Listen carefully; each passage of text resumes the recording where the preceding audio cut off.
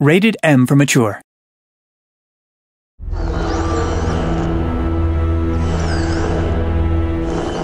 Welcome to another episode of Playing Dead. I'm your host, AJ Locascio. Today we'll be talking to lead developers on Episode 3, Eric Parsons and Harrison Pink, on why exactly there was just so much death in this episode. You don't want to miss it right here on Playing Dead.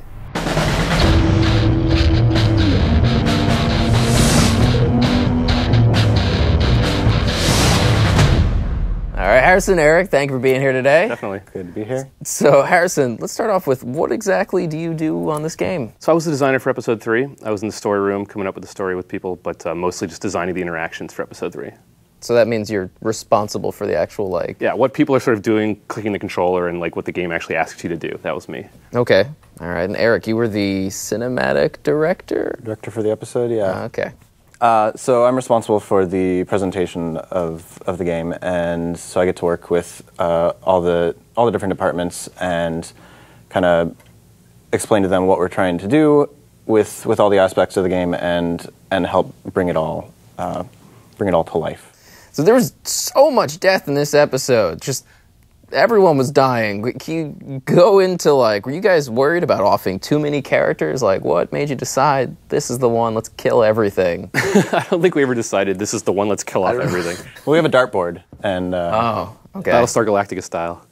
But Katya and Duck and that whole thing, I mean, that was fucked up. I think it's the middle episode of the season, and that was the place where certain characters' arcs begin and end, and it was definitely something that we thought of from the very beginning. The leads of the season knew the whole story from the beginning to end before even episode 1 was ready to go. So we knew sort of, all right, middle of the season, this is kind of where everyone's character is going to go. All right, so one of the biggest events in this episode was Carly's death. I mean, that was a hell of a moment. I mean, obviously Doug, Doug.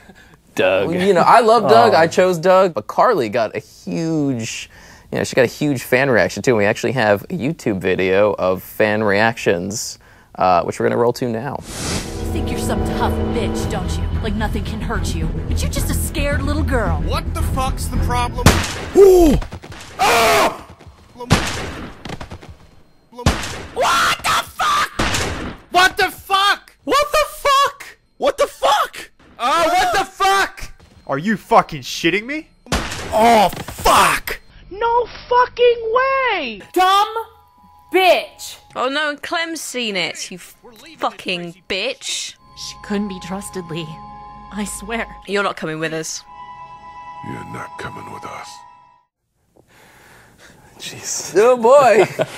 Yep. We kind of knew that was the reaction that was going to happen. I mean, we thought it would happen for both characters, but it's obviously Carly was a fan favorite character. Why do you guys think this is? What was it about Carly that made her so, I don't know, had such a huge reaction from people? Well, I think part of it is the nature in which she died. It was a very sudden, she's gone. Right.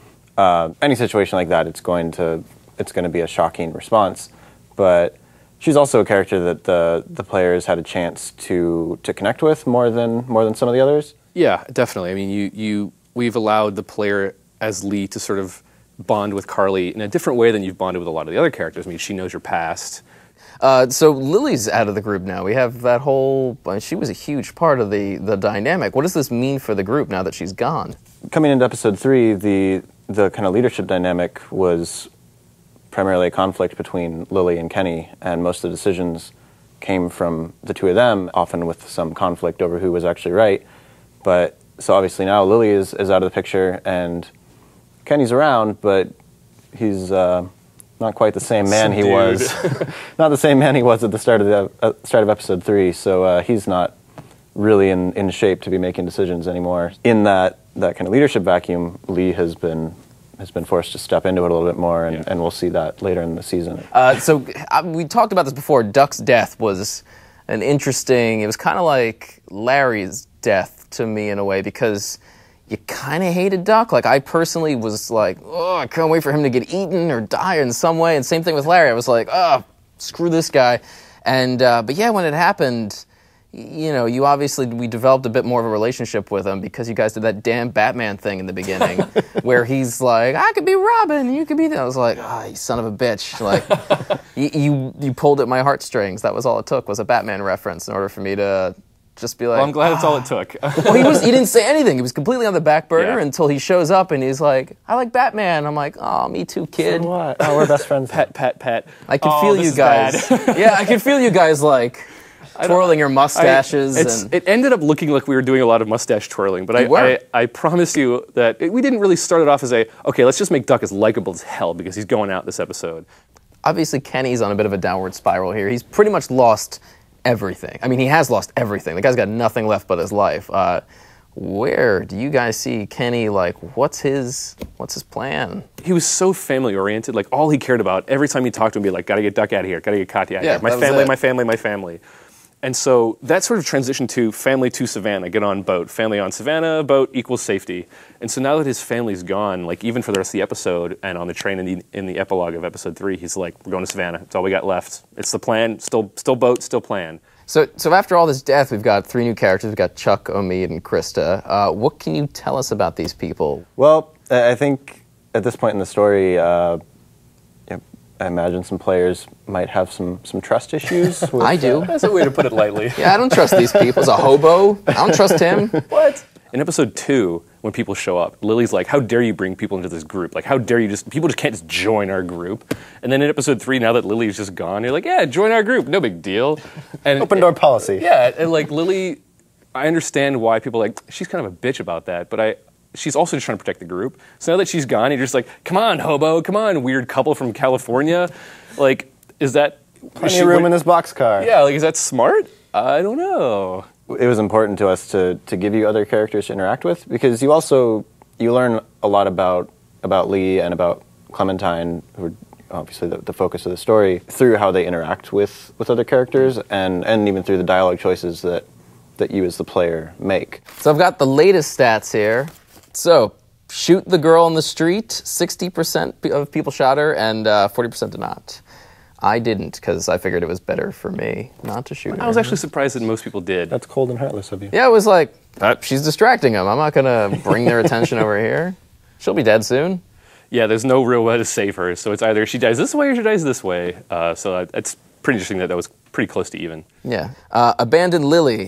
This kind of shocks me because only 45% abandoned her and the other 55 brought her along. I was like, I'm sorry, you cannot come with us. This is... Like, I was a little worried she was going to, like, follow us and then, like, kill us in our sleep. Hop onto the back of the van. Yeah, that's RV what with a hook. Yeah. She could have done it. Lily's a badass. I don't know why After would what you did, you're like... Like, you just flat out murdered someone. The majority of those 55% had a Carly playthrough, too. So even though they killed their BFF Carly, they were like, you're probably fine. Yeah. Get back on. You got that out of your system. We'll talk about Sort this this later. out, yeah. So in the part where if you took Lily with you and she exits the RV and she kind of asks Lee, like, you know, to come with her, 11% said okay, 46% said no way, 41% said come on, Lily, and 2% just had silence, which is... I was actually surprised that the 11% was as high as it was. I did not expect 11% of players to go, yeah, we'll just leave this group, forget it, whatever. They'll be fine. Don't worry about it. Yeah, I'll grab Clementine. This kid's bet, you know, you guys will sort it out. I'm done with this, yeah. Fight Kenny, 55% of people fought him and 45% did not fight him. So a few people were able to talk him down without Right. fighting him. But I hear there's an Easter egg somewhere in the fighting Kenny. 0.5% of people have seen what we lovingly call Duckageddon. Duckpocalypse. Duckpocalypse. Please. My mistake. Get this right. What happens is if you sort of prod Kenny and he gets out of his seat and gets really mad, and then you just say nothing and you just shut down, he will actually shove you out of the cab. And you go, oh, okay, and you go back to the boxcar. And in that amount of time since you took so long, Duck has actually turned into a zombie, and a bunch of people, there's blood all over the ground. You don't really know what happened. Clementine's hat's on the ground, and Lee turns around, and Duck zombie actually like pounces on him, and they both fall out of the train. I can't believe this, honestly. Like, you some cold-hearted bastards. 81% of people shot him. Like, and the other percent did not. So 19% didn't shoot him. My thought process on that was, it's his son. I'm not just going to be like, I'll shoot you, kid. You know, that was kind of It's messed up. So this is how many people offered to help find Clementine's parents when they're on the train talking about what they're going to do when they get to Savannah. 50% of people said we should look for your parents. 8% said we should go our own way. 38% of people said we need to find a boat. And 4% just had silence. I've heard that from people that earlier in the season I never chose silence, but this episode there were times I was like, I don't know what to say, and genuinely were starting to choose silence as just because they were dumbfounded by the choices in front of them. Which is awesome. So what can the characters expect to find in Savannah? So at this point in the story, we've obviously seen how our group has managed to survive. So getting into Savannah, we'll get to see how some other groups have tried to maintain a sense of society or just what they're doing to survive. So our friend Noah asks, since you guys keep track of the players' decisions, would the decisions that has been chosen the most be considered what Lee would have actually done, like, in canon? Like, there's no one that's like, okay, this is the canon Lee response. You know, all of the things that we let Lee do or say, and like in the choices stuff, are things that Lee would really do if he was really there. So I would say that no, we're not sort of, okay, this is like in the true storyline of The Walking Dead, because there's no true storyline. Everybody's storyline is tailored to them. So not particularly. Manchu Dog says, I've seen a lot of people say that killing Carly or Doug, you made their choice to save one or the other worthless, and I agree. Why build up a character so much and hint at a strong storyline only to kill them? What are your thoughts on that? That scene was all about powerlessness. That you can make these choices, you know, and we want, you know, that's how the comic is. And I think that just because their arc ends doesn't mean that choice is invalid. You know, people come and go in The Walking Dead all the time, but it really, what you sort of do in the time that you have together is really the point of the story there. That was very sweet.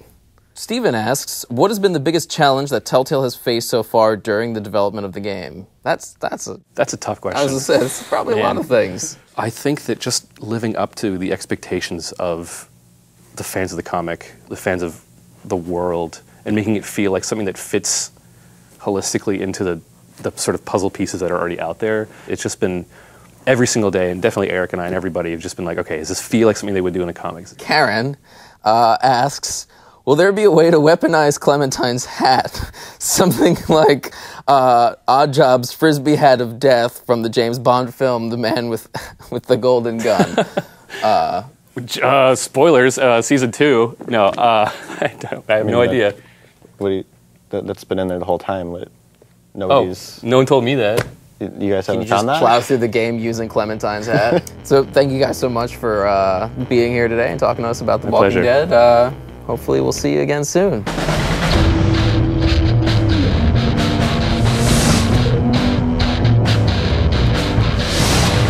What the fuck's the problem? What?